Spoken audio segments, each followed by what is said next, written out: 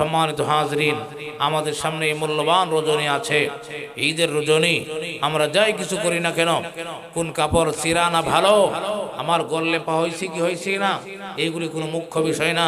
এগুলি সব এই দেশ হিন্দুরা বসবাস করত।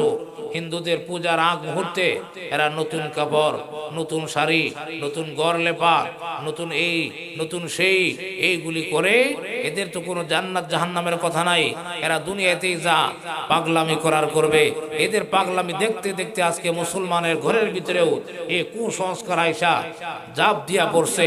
আমাদের ঈদের আগ মুহূর্তে গড় লেপে, ঈদের আগ মুহূর্তে নতুন কাপড় না হলে ঈদ হবে না, এই সমস্ত বাজে কুসংস্কার আজকে আমাদের মুসলমানের ঘরে চলে আসছে।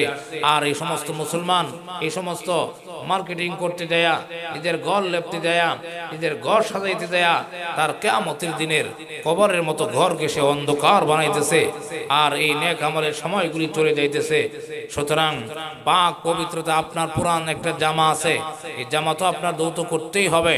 আপনার স্বামী যে জামাটা দিয়ে ঈদগাহে যাবে নামাজ পড়ার জন্য, এই জামাটা যে আপনি ধুয়ে দিলেন, ইস্ত্রি করে দিলেন, এরপরে তাকে মাঠে যাওয়ার আগে তাকে পড়ার জন্য তার সামনে নিয়ে ধরলেন, এই যে রেডি করে আপনি মাঠে পাঠাইলেন, সে মাঠে যায় নামাজ পড়ে যে সব পাবে, আপনি তার এই একটা পাঞ্জাবি তাকে আগায় দিয়া একটু দৌত করে দিয়া এই সব আপনার আমল নামায় জুটে যাবে। সুবহানাল্লাহ।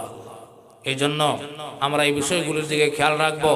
যার যার সাধ্য মতো আমরা মন খারাপ করব না যে আমার একটা নতুন শাড়ি আসলো না, আমার 3 পিস আসলো না, আমার সন্তানের জন্য এই আসলো না, সে আসলো না।